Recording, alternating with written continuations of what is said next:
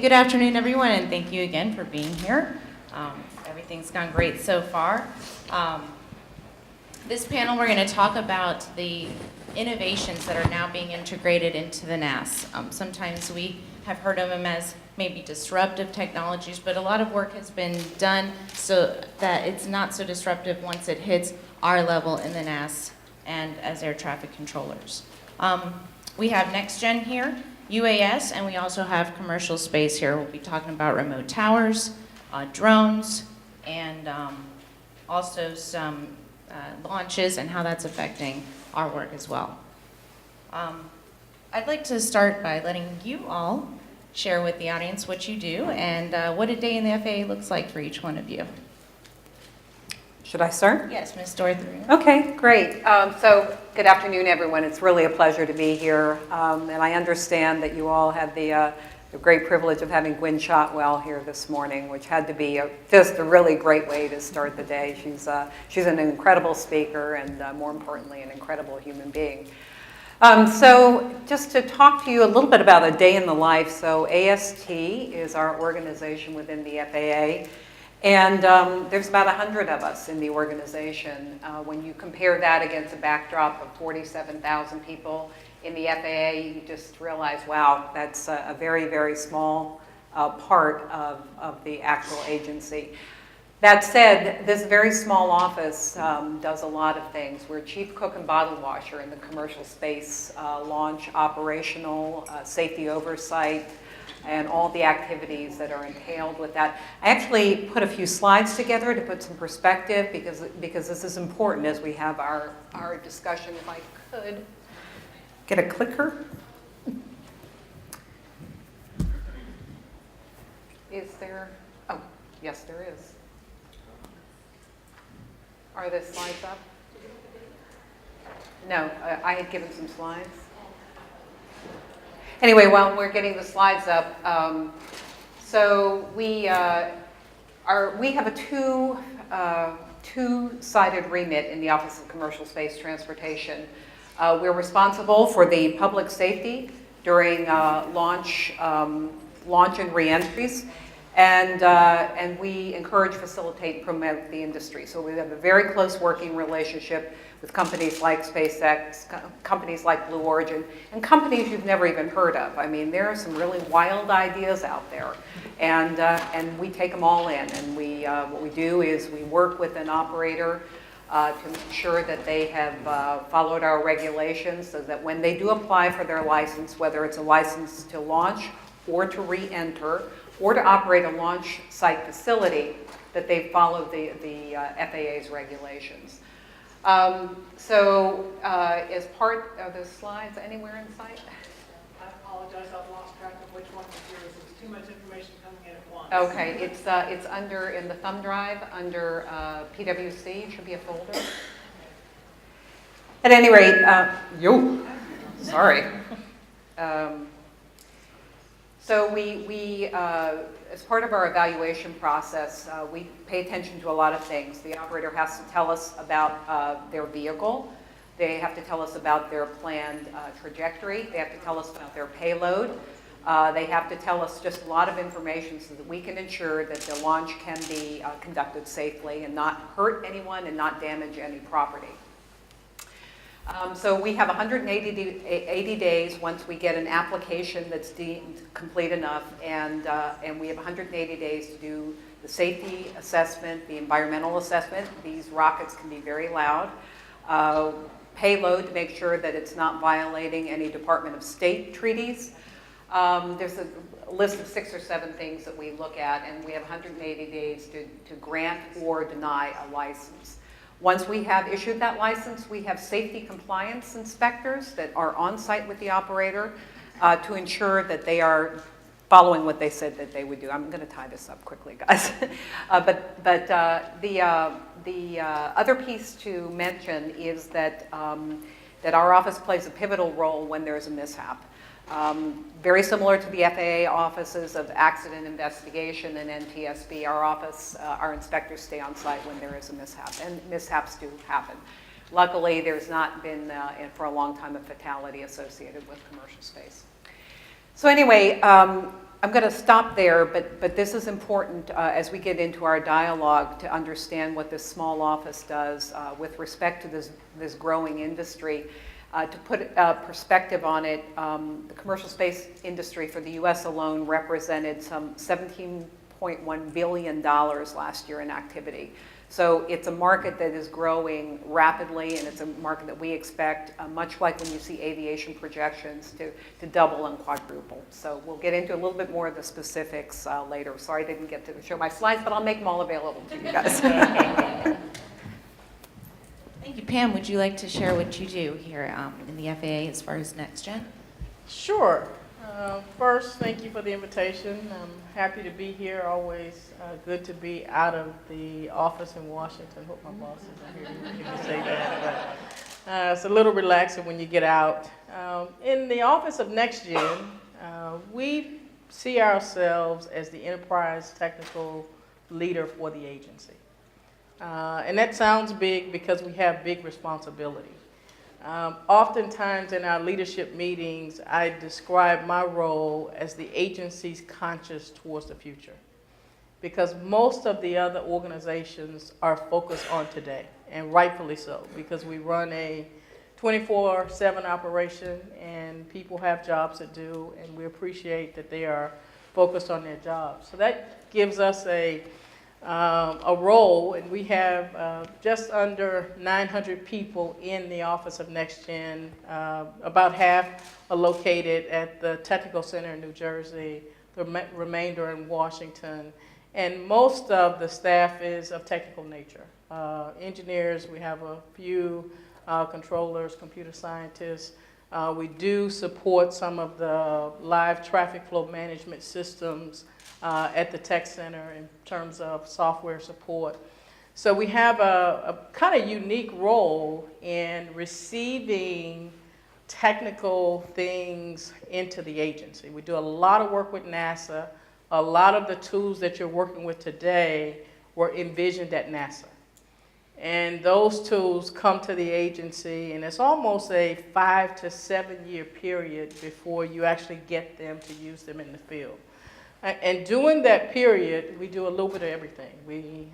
Government is all about the right documentation, so we write a bunch of documents to get the technical requirements down, the concepts down, the con-use, how will it be used in the field. We actually work with tech ops on how they will maintain the equipment. And that's a long process, admittedly so, but it's also kind of the right thing for us to do because of the work that you have to do in the field, and we want to make sure we get it right. So we do a lot of that, and in doing that, in the NextGen office, we have to work with everybody. In some organizations, we kind of get to work heads down and do what we do every day. In the NextGen office, my job isn't complete until I have addressed everybody's concerns. So we often work with the air traffic community, we work with the various unions, we work with ABS, we work with industry, and all of those things have to come together to mature anything in the NAS. We also very engaged in planning the agency's budget. So you think about just any of the things that you've read about NextGen. If you paid attention to any of the legislative discussion last year, there were a lot of opinions, probably more opinions than we have dollars. And everybody had an opinion about how fast we were going. Should we be going faster? There were some that thought that other countries were going faster than we were. I would just like to say that we have managed the environment that we have had to live in very well. 10 years ago, we were giving a funding profile that never matured. Within that time, we had to plan and replan and reassess, and our focus has been, through the decision-making processes that we have in the agency, to get you tools in the field that could really support the work that you had to do as quickly as possible. What that means is we've kind of sacrificed some of the futuristic things. You start to see a lot of tools coming into the field as we move to trajectory-based operations. You start to see the things that help you with metering, There'll be more information sharing, digital information sharing between the Airline Operations Center and our systems. So now we're in a position where we can start to kind of get the more advanced tools developed. So from a NextGen organization standpoint, we have a huge responsibility, but we understand that our job is to really help you do your job. We get the honor of representing the agency in a lot of forums, including on the international stage. And arguably, the FAA is like E.F. Hutton. Nobody wants to move or speak until they've heard from the FAA. And I give you credit for that, because it's the things that happen every day. It's the fact that our system is known to be the best in the world. And it's the dedicated people that we have running the system that gives us that level of respect. So just wanted to share that with the group. Mm-hmm. Tony, go ahead. Good afternoon. I'm Tony Schneider. I'm on a temporary detail in the Emerging Technologies Integration Directorate, which resides within the ATO. I guess I kind of wanted to start out with two questions. By a show of hands, how many of you own a small drone? Okay. Are they registered? I'm not in compliance or enforcement, so we'll let that question go. The other question I have is, how many of you are an Amazon Prime or ordered something from Amazon within the last 2 years? So the job I have is going to help you. Probably not your accounts or your credit cards or those type of things, but drones will change the way we do business. I wake up every day with a smile on my face because I know the work I do today is changing aviation history. In fact, I work with NextGen 2 or 3 times a week. It's almost guaranteed. They're on the forefront, and we are right there. The organization I'm in actually has 6 people dedicated to UAS and 6 people dedicated to commercial space. And so my sister in my organization, not literally but more figuratively, she works on commercial space integration. And so our role in the Emerging Technologies Integration Directorate is to do that. We try to shift the integration activities within the normal ATO service units. So safety is doing safety integration around commercial space and UAS. Training is doing training around commercial space and UAS. And so that is our role in our directorate. It's interesting that over the last 2 years, when most people think of UAS, they think of small UAS. And I think Terry Bristol might have mentioned that over 1 million small drones have been registered in the United States. In fact, we've seen a decline in the number of registrations. It's down to about 4,000 per month. And if you think about aviation, traditionally I think about commercial aviation, and so your top 3 carriers are American, Delta, and Southwest. They have the most jets that fly in the United States today. Within the next 5 years, there are Part 135 carriers. They will be outnumbered by Google, Amazon, and Walmart. And 5 years ago, they weren't even in the aviation industry. That is how fast this is changing. In fact, how many of you work in an air traffic control field facility? If you could raise your hand. Have you noticed any difference as far as workload from UAS implementation? Yes, I was hoping you were going to say no, but we've actually tried to minimize that impact. And from your perspective, there's been 41,000 requests for access to controlled airspace in the NAS. And all of those have been processed by headquarters. And so I think, again, our small team and the folks that are pulling that work together are doing a fabulous job. But things are going to change. We can only hold off, and hold off is not the right word. We can only integrate as fast as we can integrate, and so I want to talk a little bit about that integration. When you think about UAS, there's really 2 uses of UAS. Everything kind of falls into this component. One is surveillance, right? Taking pictures, selfies, fighting forest fires, taking pictures of that. And the other one is package delivery. Dropping bombs is a form of package delivery, not something we encourage in the FAA or the United States, but that is a form of package. Moving people is a form of package delivery. So when you think about UAS, all UAS can fit into two types: surveillance and package delivery. And again, I mentioned earlier, normally when folks think of UAS, they think about small UAS, at or below 400 feet, and that's where we're seeing the most exponential growth. Package delivery in the Mode C Veil will occur below 400 feet. We'll see infrastructure inspection from railroad companies and utility companies will all occur before 400 feet. Law enforcement will operate predominantly below 400 feet. We're seeing the most growth at this time. But what our office also works with other UAS operations. I'm hoping, in fact, many of you have worked larger UAS that go into controlled airspace, Class A airspace. The DoD's been flying them for decades. They're your Reapers and some of your MQ-9s, and so they will continue to operate, and we'll try to normalize those more like normal airplanes. Two other types which are on the horizon and show really exponential growth also is what's called upward air mobility, or we've coined the term tweeners. They'll probably operate between 500 feet and 10,000 feet. They won't have oxygen on them, so they probably won't go 10,000 feet, above 10,000 feet, but they will haul people. So we're having this large debate. Are they unmanned if there's a person in the aircraft? But they're not a pilot. They're a passenger. And so we're starting to see that. In fact, there's a conference, Uber's holding a conference in a couple of weeks, and we anticipate they're going to announce in 2020 they actually expect to start running flights in the United States. I think Dallas-Fort Worth and the Los Angeles Basin, they're looking to operate. They're talking about operating out of airports, and they're anticipating departures to be about 6 flights per minute. And so, as you can imagine, those changes are going to be huge for the system.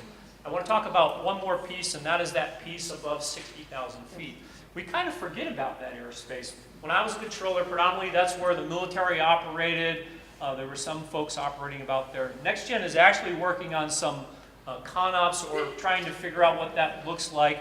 But for example, with the hurricane down in Puerto Rico, it was not uncommon for a Google or another company to launch a drone up above 60,000 feet and just hold up there for 40 or 50 days and provide Wi-Fi. I mean, when I was a controller, it was really disheartening when I would go out on a break and come back and the same aircraft was in my sector. Can you imagine going home for your weekend and coming back on Monday morning and the aircraft is still in the sector? It's a totally different way of operating. And so, as you can imagine, you're going to have to change what you do, and the agency's going to have to change what it does to support this change. And so, it's a very exciting time. I'm excited to be here, and we are making aviation history. Excellent, thank you. We all know that we have to collaborate and coordinate with one another, different lines of business, in order to do our jobs. So if you could share a little bit on how you have to work with other government agencies and local governments to evolve the technologies that you are responsible for. Happy to. So I'll start with other government agencies. For example, I mentioned NASA earlier. NASA is responsible for the very early research. So today we're very actively involved with them on developing new surface technology, surface capabilities. We have a system that's being fielded. If it hasn't come to your facility yet, it's headed to most of the towers, and that's called TFDM, which is our Terminal Flight Data System. So we're working with NASA on what's next. So after we get that infrastructure in place and we want to start to do digital collaboration with the airlines and really get to what we call an integrated arrival and departure type operation. NASA is working on those capabilities today. We work with the industry to get their ideas and their priorities. We work within the agency, we work with the controller community, and we end up with a list of capabilities that we want to try out. By doing that work with NASA, we also are partnering with the airport in Charlotte, because that's the location where we're actually doing the demonstration. We also have to have a lead airline. So just to develop a series of capabilities for the tower, we're working with NASA, we're working with the local airport, working with the airline, and that's even before we actually get the capability into the FAA. From a DoD perspective, we're always working with DoD. One of the things that's kind of hot and heavy today is the agreement with DoD going forward once we have ADS-B capabilities. Because DoD, as you know, they have special use, special activity airspace. So we have to agree with them on, how they will be seen once we get to an ADS-B environment. So we continue to work with all of the agencies, and we have an example with our remote towers capability that we've been testing. We have 2 locations where we're actually testing that out. One is in Leesburg, and one is in Fort Collins, Colorado. In both cases, we partnered with the local government, and the local government is providing funding. We're providing subject matter expertise and controllers to actually do that testing. So even before we get to a final product, we're having to build relationships both in and outside of government just to make sure we have all of the right stakeholders represented. Yeah. Vanessa, if I could maybe touch on that as well.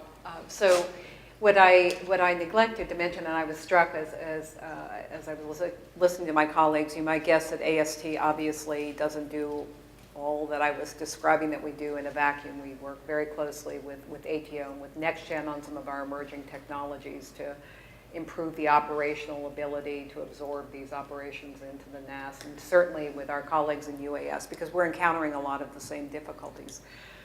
So, but it doesn't stop there. I'd mentioned that the Department of State plays very heavily into our assessments because of ITAR, the International Treaty on Arms Reduction, restrictions on payloads. But NASA is, as you all know, has been in the space game for a long, long time. But the interesting thing is the FAA does not license NASA launches. So nothing that is a government launch, a DoD or a NASA launch, gets licensed by the FAA.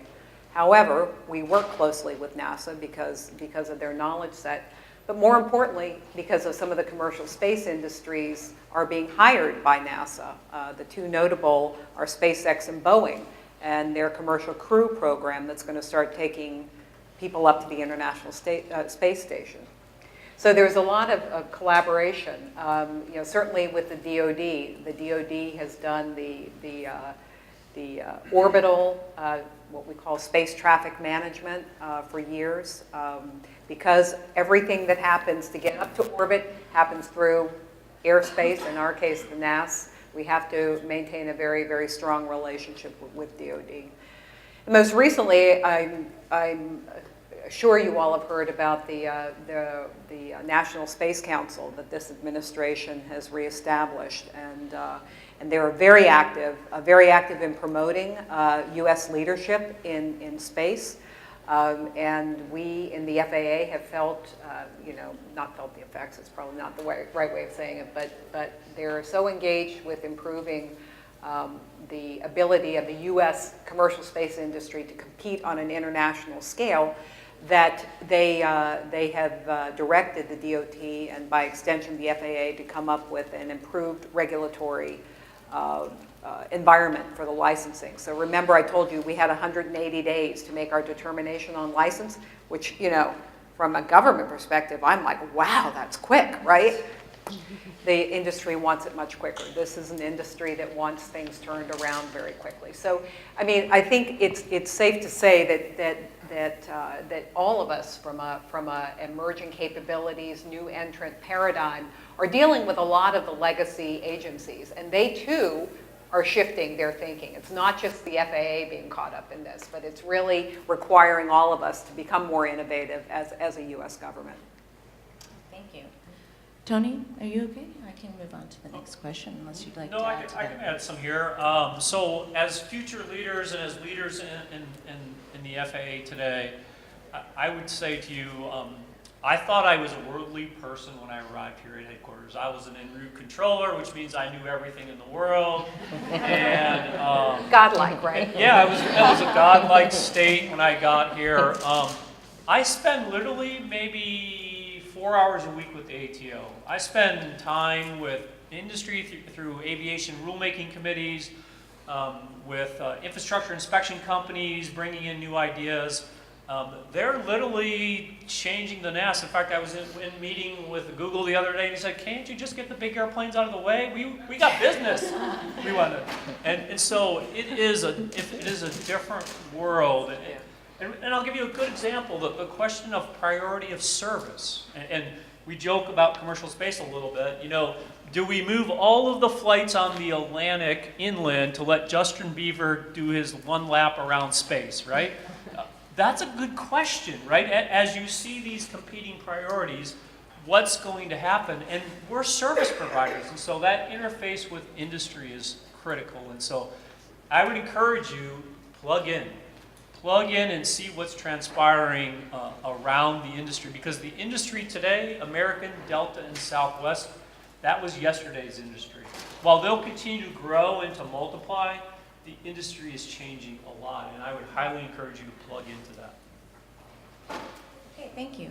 As with anything that is new, and all of these technologies that we're talking about are very new to us in our careers, new things come with new challenges. So what are the biggest challenges that FAA is facing with these new integrating technologies and these new entries into the NAS? Dee, would you like to? Yeah, I'd love to. start with Thanks, that? Vanessa. One of the things, and Tony alluded to it, you know, about the commercial space people saying, look, when I'm ready for a launch, I want to be ready for a launch, and, you know, do what you have to do, FAA, and, you know, obviously. What we're finding, and we're bringing the industries together, we're bringing the space and the aviation industries together to talk about airspace access issues, to talk about operations around airports/spaceports. And what we're finding is, I think, two very fundamental things. The industries don't know each other. They don't understand their respective operations, and they have completely different language. So what we're finding as we bring the communities together, you know, I spent the first meeting translating what he meant, what he means by that is, and it wasn't acronyms, it was just, you know, some operational term means something very different to the aviation crowd than it does to the space. So, you know, I think that is a huge challenge that the FAA and other agencies, and in fact, I would say entities around the world have to be mindful of, is to create the awareness of the communities. And I think, you know, like anything else, when you understand something, it doesn't seem as threatening. It doesn't seem as intractable. And I can't ever, you know, guarantee the space crowd, oh sure, you're going to have fall and fly one day, God bless, you know. But, you know, maybe they will, but the point of the matter is we've come a long way just in the last couple of months toward having an appreciation of the complexity of the respective industries and their operations. Thank you. Any challenges for you, Ms. Pam? Oh, I have a lot of them. I was just kind of thinking about what I would start with. So I think the most active one today is noise. I think over the last 10 years, we've just learned a lot about the community's sensitivity to noise. And when I say that kind of very loosely, because in some cases, I think they see noise. I don't think that there's a lot more noise, but because they see a lot more airplanes, they interpret that as the, you know, it's the FAA's fault that we have all of this noise. And we're constantly working on, you know, what do we need to do in terms of educating the community. We've done research on engines that we've passed to the airlines. There's some interesting things in ongoing reauthorization discussions about proposals that we would take on. So I won't explain the solution, but you asked about the challenge. So noise is kind of an opportunity for us to continue to learn. Or as I tell my staff, it's another opportunity to excel. So once we figure it out, we will excel. Another one I would just kind of bring out because it becomes a soundtrack just when people talk about the FAA, and that is being more agile. You kind of heard my colleagues talk about these industries that really don't know what the National Airspace System is. And, we've always kind of treated the National Airspace System like it was our resource. Well, it really is a national resource, and now we have other people that want to use it. They want to use it the way they want to use it. They don't understand a lot about aviation and our business and our rules and our commitment to safety. So part of our challenge going forward is how do we kind of serve the entire nation without compromising our commitment to running a safe national airspace system. So I think that'll be an ongoing dialogue, and really probably one we will leave to the next generation of leaders. I don't think we're going to solve that over the next 2 or 3 years. Challenges, Tony? The speed of change. I think the number one challenge you're going to see for the agency is the speed of change. Let me give you a good example. As I was coming up through the NAS, it required us to submit a 3 years in advance a proposal to acquire the funding to build an automation system, just to get it in the plan. And that assumes it goes perfectly through our Congress and it comes out. It's about 7 years then to build a concept of operations, run out all the bugs, and normally that technology is really new, so you're doing some research on that. And then probably about another 10 years for implementation. So you're talking about, the average long-term NAS project is about 20 years. In 20 years, UAS integration will be done.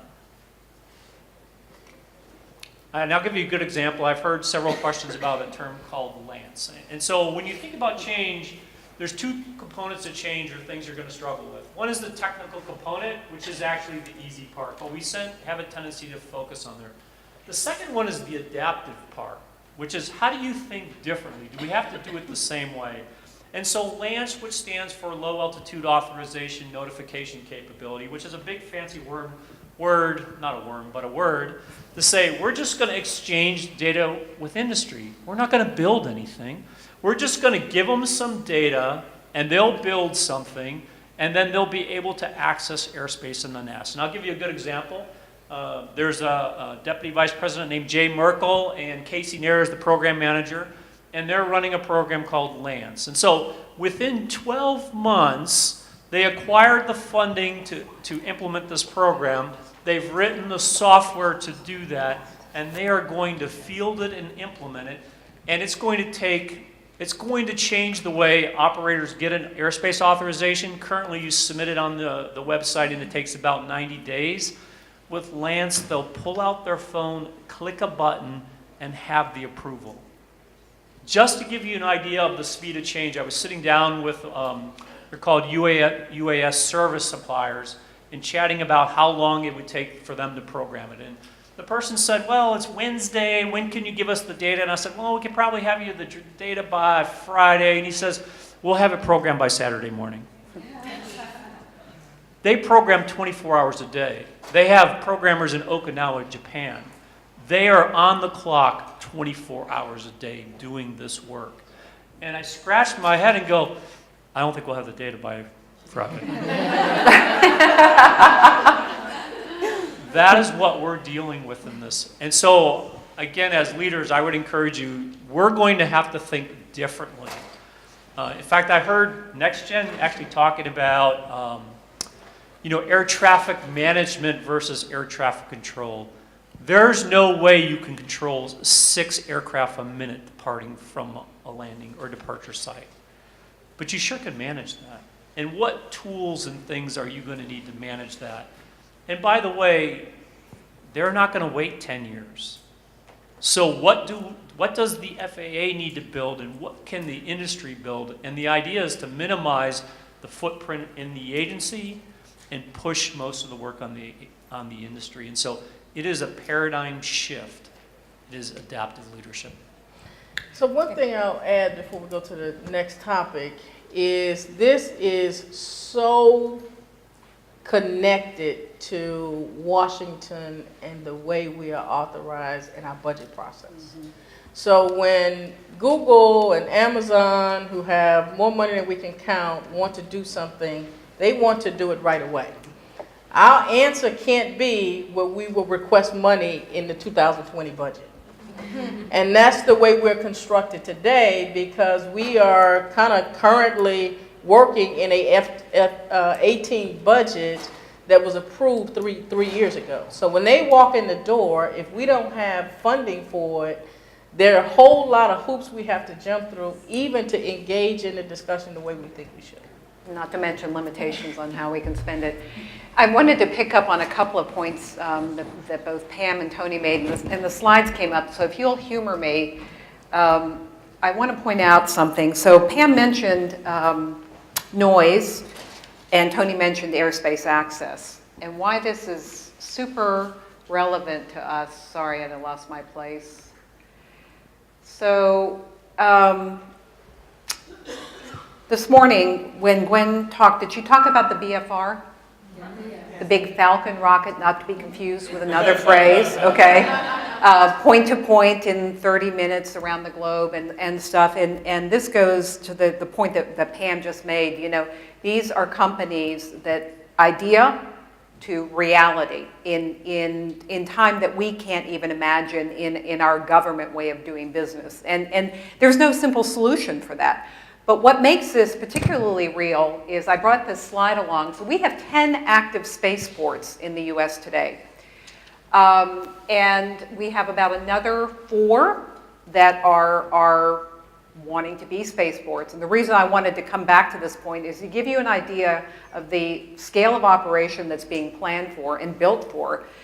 But noise presents a whole different dimension, right? And again, when a company or a launch site says, I want to be a spaceport because there's an economic aspect to it, it can't be any old rocket, right? You can't have a BFR lifting out of Cincinnati. It's not going to work. It's dangerous, it's noisy, it's everything. So what we're spending a lot of time is, I think you alluded to the aviation rulemaking committees. We have 3 active aviation rulemaking committees. I have a slide up on that. One is on regulatory reform, one on airspace access, and one on spaceport categorization. So on the airspace access, and I think the UAS crowd and commercial space spent a lot of time talking with you all, with the air traffic organization. It is about the equitable access and safe access and efficient access. And as I said, we hear loud and clear from the airlines when we block off big chunks of the airspace for long periods of time, because launches are very inexact sciences, right? 4-hour launch window may or may not happen, and the results are disruptive to the national airspace system. But equally important, and this really was a brilliant presentation. I'm sorry I couldn't go through it with you guys. Let me go back. Magnify what we're seeing in the US worldwide. So a big part of my job is to talk with our international partners and let them know how we are structured on the regulatory frame. We want them following FAA regulations, US best practices, so that our US operators can operate anywhere in the world and not have a patchwork of requirements and rules and stuff. But you get an idea here. There's color coding. Some are existing, some are planned. You know, my personal favorite is, good thought there. That's never going to happen, but I can't say that to the internationals. But the point of the matter is, and I said this a little while ago, and it's something we all have to be concerned about, whether it's the emerging technologies that NextGen will bring into the US and our reach is so broad, or the UAS, it is happening on a global scale. And I think this is a fascinating time. Tony, I think you said it as well. A fascinating time to be in these industries, because I think as an agency, we have a lot to tell the rest of the world. And as we learn and be able to promote that worldwide, I think that keeps us firmly in the ranks of the good global citizens. That was great. And sorry about that. We can't keep up with how fast commercial space is moving just yet. I apologize for that. I know. So speaking of that, actually, that is part of our conference. It is 40 years of empowering air traffic professionals, but we also wanted to tie these panels together by asking the question, how are you keeping up with the fast pace of the ever-changing world? How do we get ahead of this technology? We are making history right now. We are part of that. This is a brand new NAS that we're looking towards. In the next 10 years, you guys actually kind of answered my question before I asked it, so I'll move on to the next. But how do we learn more about these technologies, and what can we do as air traffic controllers to keep up with this? So I'll start with a question, and I just kind of like to see a show of hands in the room. Be honest. And I'm going to ask Trish and Paul not to respond because I know what they think. So how many of you think that within the next 3 years we will be controlling traffic from something other than a tower? Wow. We do too. Yeah, I'm in the room. I don't mind in the tower. And I want to talk a little bit about the remote tower concept because it is one that is really challenging the agency and all of our expertise because we've become, just comfortable with the safety construct that we have. And, we have companies coming to us with things that they use in other countries saying, we want the FAA stamp of approval to sell this here. And that's kind of driven us to the evaluations that we're doing on the remote tower concept. Now, do I think that we'll have a remote tower control in Chicago? Never. Okay? Do I think that there's an opportunity for us to take some of the smaller facilities and control them remotely? Maybe. At Leesburg, we actually have a conference room that we've converted with some very sophisticated camera concepts, and it's proven to be done pretty well. The first step was to bring in the mobile tower, so we kind of had simultaneous operations with the mobile tower being in charge. So we're pushing the system, and I do think that those of us that are kind of aging or see the world one way, and we'll kind of be pushed to see the world differently as the younger workforce comes in and takes over. So I think as we talk about the changes I think are going to be enabled by our history, our expertise, and the time we spent in the system. But I also think we're going to be pushed outside of our comfort zone by technology, outside companies, and other individuals that are really forcing us to think beyond what we know as being normal. Tony, would you like to share it? Sure. I was trying to think, as Pam was talking, if I was sitting in your shoes, where would I focus my energy? Other than on retirement, so that's on my radar, but I hope it's not on all of yours. I think if I was thinking of it from your perspective, there's two components of UAS integration. One is the technology part, and then the second part is the adaptive challenge. And so I will tell you, like for example, my kids, I'll buy them a new piece of a technology. For example, we switched from IBM, which they had to drag out of my fingers because I love the DOS prompt, to Max. And so they're not asking me any questions. They're Googling how to solve technology problems, and they're learning on the internet. I'm still waiting for my training class on how to use my Mac, right? Or maybe it'll come out in ELMS. I'm waiting. That's never going to come. But for UAS, by the time we got the training out, the technology would be surpassed.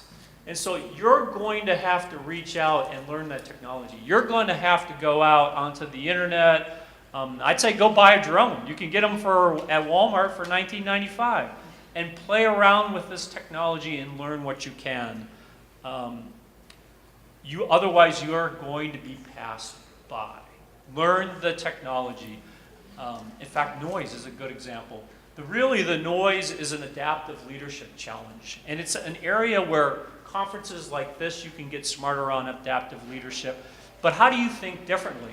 It's not about exceeding 65 decibels around the airport anymore. That's not the noise problem.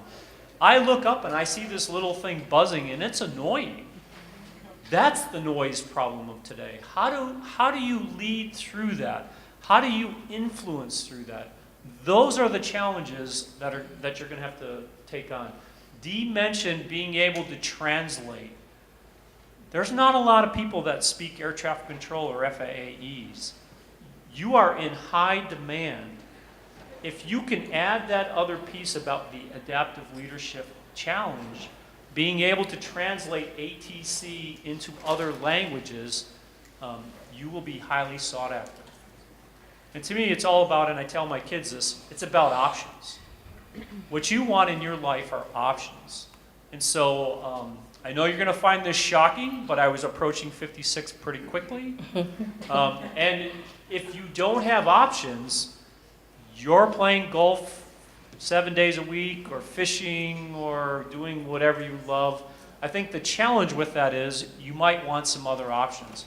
So plug into this technology challenge, plug in this adaptive leadership challenge, and combine with your FAA experience, you will be in high demand. And Tony, I think you just hit on some super important points. I think I was reflecting on my own transition into commercial space. So I've been in aviation all my life up until about a year and a half ago, and I got a call from FAA. I was in industry, working for the airlines. I'd left FAA again, so I'm a third-time offender. I'm back for the third time now. But I think the important thing in that is, coming from an aviation background, is looking at this industry today and trying to figure out what can be leveraged. I mean, aviation has gone down so many roads to become the state of the art as it is today. And the new entrants, whether we're talking about commercial space or the drones, we can learn a lot. And we need, as individuals and indeed as organizations, to be able to think about leveraging best practices. Think about how the one basis may be established, and you can always take it in a different direction, but at least there's some general awareness. And I think, to echo your challenge about learning and adopting is draw in on your own reserves about what you know and how much you applied. It may not be exactly applied the same way, but you don't have to rewrite the book. And I think that's something that, again, as I go in my day-to-day job and stuff, it's for many of the people in AST, they've never worked at anything but space, and they don't, really appreciate. It's not just the industries not understanding each other, but it's even people within the building, within the agency. So. Well, thank you. That's great. I mean, I have some more questions, but I know the audience must have questions for the three panel members, and I don't want to run out of time. I want to give you guys plenty of time to ask some questions. So you can use these two microphones on the sides of the room. If anybody has questions, we'd like to take some. Hello, I'm Lindsay Knox, Jacksonville Center. My husband is a pilot, and he actually just put an article on his Facebook about cockpits going to a one-man operation. That's crazy, by the way. It is crazy. And you're saying that you want to take these small towers and make them into some conference room. And I worked in a small tower. It's crazy, because you can't possibly think that, I'm sorry, but when I grew up, I guess we didn't have cell phones and we didn't have that kind of technology. And I'm not saying I'm not willing to grow with that technology, but growing up in a small tower and seeing how these pilots that are brand new, and some of them don't speak very good English, how are you going to relate to them if you can't see exactly what they're doing? Because they sometimes turn right into jets, and that happened to me. So that's why I'm like, wait, just a minute. How does that work? So, I mean, you are kind of bringing up the elements of the debate, and we've been having it in headquarters for a while. The technology is actually very powerful. The camera technology really kind of replicates having a window. You're just kind of looking at cameras. You can even see the tail numbers. Some of the things we've had to work through are basically having birds show up as targets. So the technology is very sophisticated. I don't think we're anywhere near, taking it to a large operation. But in the case of Leesburg, they had nothing. So is it, better than nothing? And you can kind of take in, surveillance data and create a pretty good picture. But I do think it's a kind of entry-level kind of thing, and we're still having all of the work is going on around the safety analysis, so we haven't yet made a decision. But it was brought to us because it's being used in other countries. And that's what I mean by, okay, we're going to be pushed because companies come to us and no matter what they sell, they want to sell it with the FAA seal of approval. So they always bring it to us for some type of evaluation or certification. Good afternoon. Thank you for being here. My name is Luisa Ocasio, and I had all these notes. I was going to ask you all these questions, but I know we're running out of time. So my question is, our mission is to be the safest air traffic control system in the world. And when I think of UAS as unmanned vehicles, and I think about airlines, and Tony, you talked about airlines being a thing of the past, I always wonder, how is the agency balancing human lives versus packages and things? I mean, there has to be some type of priority. And so do you see our mission changing? How do you balance that? And yeah, I'll keep it at those two first. So let me clarify something. I don't see airlines ever going away. I think there always will be airlines, there will always be pilots, and there will always be controllers. Their functions will change. And depending on the volume will determine the level of human interaction. In fact, we talk about human in the loop and human on the loop. And let me clarify those. Human in the loop is like a pilot, right? I pull the yoke, the plane moves. In fact, I would argue it in most of your 777s today, really you just press a button and the airplane does a lot of the functions that you used to, trimming and flying and landing.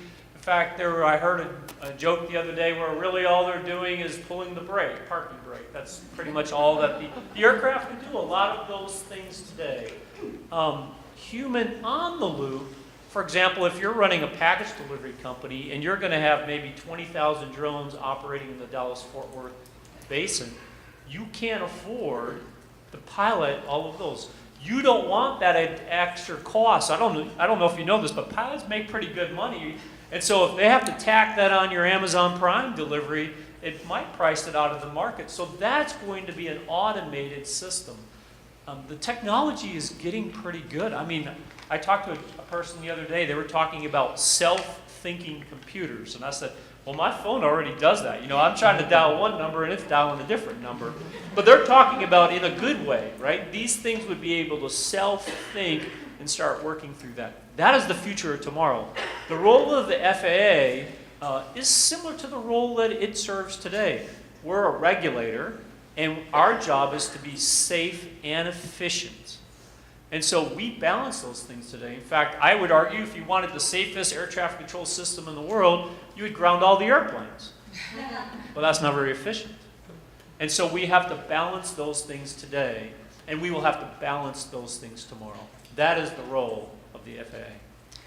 So one thing I would add to that, because Tony just kind of didn't remember to say it, but we are working on a concept called UTM. Yes. Which is a UAS traffic management system. And if Terry was here, she would say, my controllers aren't going to do that, which is probably where the concept, is going. But taking that low altitude airspace and having some other entity certified to manage the drone operation. So a Google or a Amazon may go through a whole certification process, and we give them a certain piece of airspace, and they just stay out of your way and you communicate with them as you need to. Yeah, I've mentioned the 4 different zones that they're going to be operating. At or below 400 feet is probably a zone where ATC will play a very limited role because the volume is so high in that airspace. As long as they stay well clear of airports and manned pilots, I think that's fine. Class A airspace, you'll always provide ATC. There'll be some type of ATC function performed there. From 500 feet to 10,000 feet, I believe it'll be graduated. As you go up, there'll be more human interaction. As you go down, there'll be less human interaction. Above 60, all bets are off. I'm thankful NextGen is working that. But there's a raging debate on whether you use a UTM system above 60,000 feet or is it something else. I'm really looking forward to that being laid out. Oh, could I have one more? And the only, again, the safety of human lives is what I'm mostly, I don't know if it's something that the agency is taking to a higher priority, because I know that the Googles and the Amazons, their interest is profit. The airlines, they want profit also, but they're carrying human lives. And I mean, I was raised people over things, so I was just wondering how the agency saw that. So a thing I would correct is I think the industry is very interested in safety. In fact, the industry, especially on the UAS side, is very concerned about someone running out to the Rite Aid, buying a drone and going up to 10,000 feet and impacting a manned flight.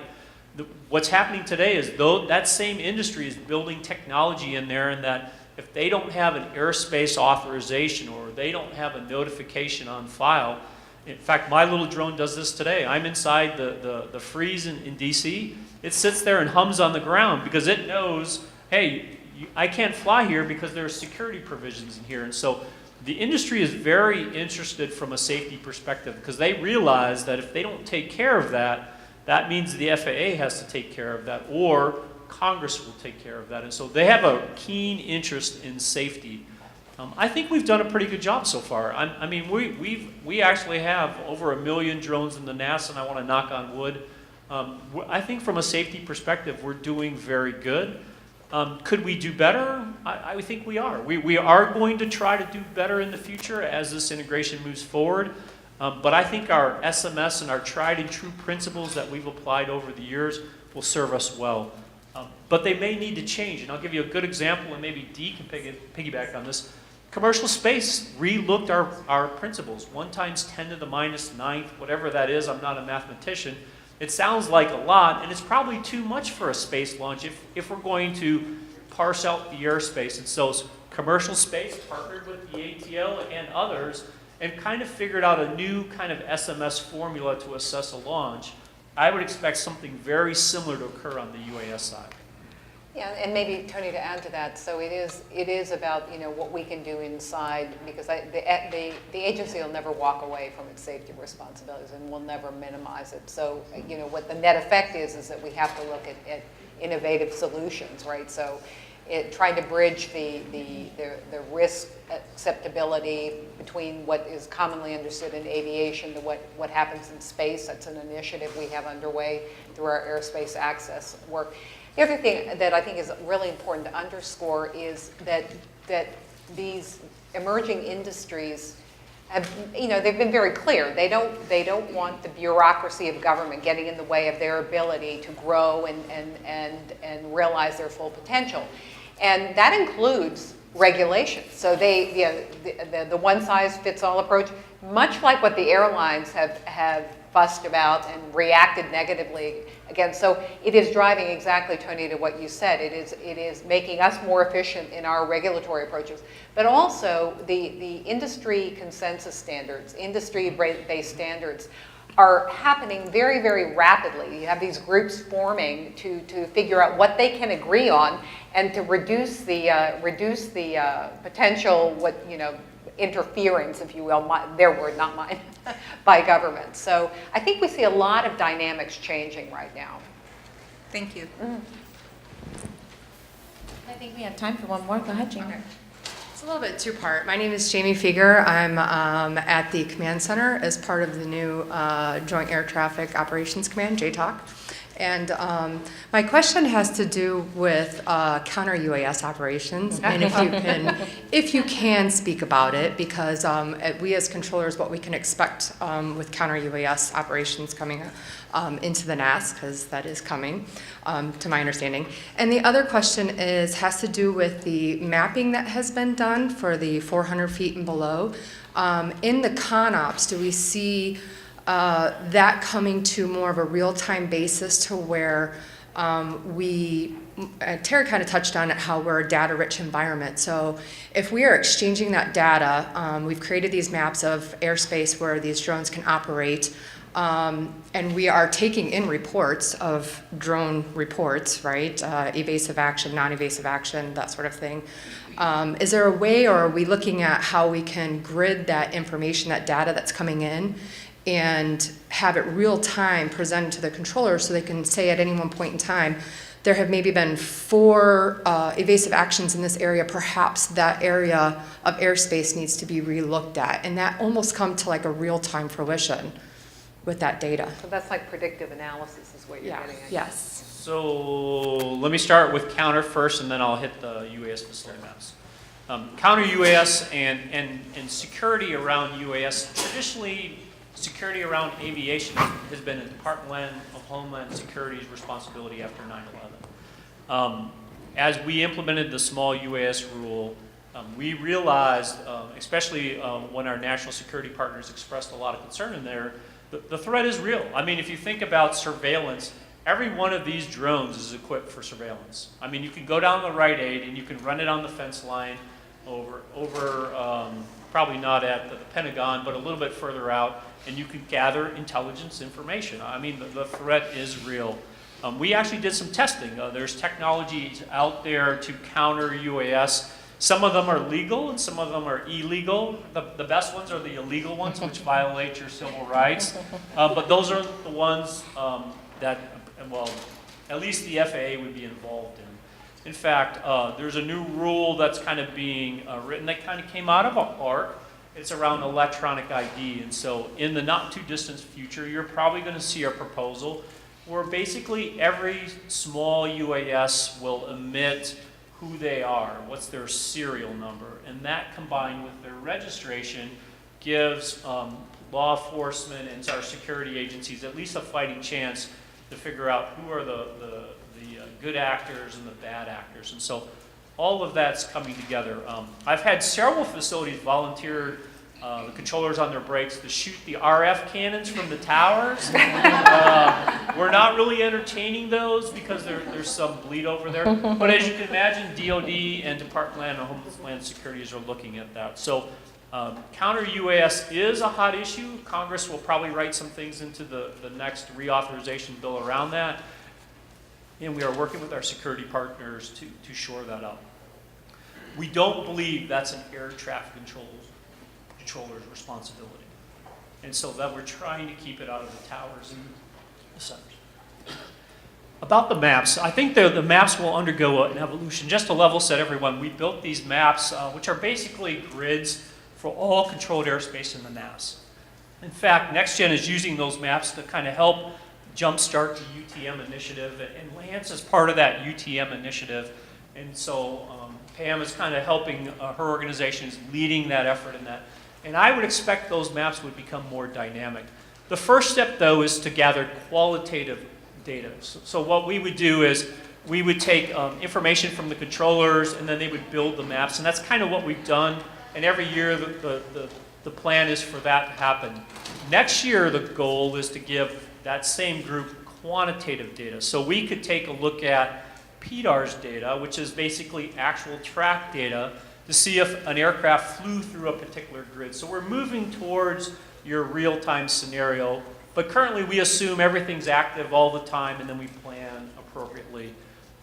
Eventually, I see a day when we move towards what NextGen is trying to work on is this time-based flow management where if you know where aircraft are going to be and you know how long it's going to take them to move through there and get there, could we do some things like that? And so the maps will probably go through an evolution to get us to where this more next-gen technology is taking us, but that'll be a few people years. I'm not sure what that would be in UAS years. Okay, I think we're all set.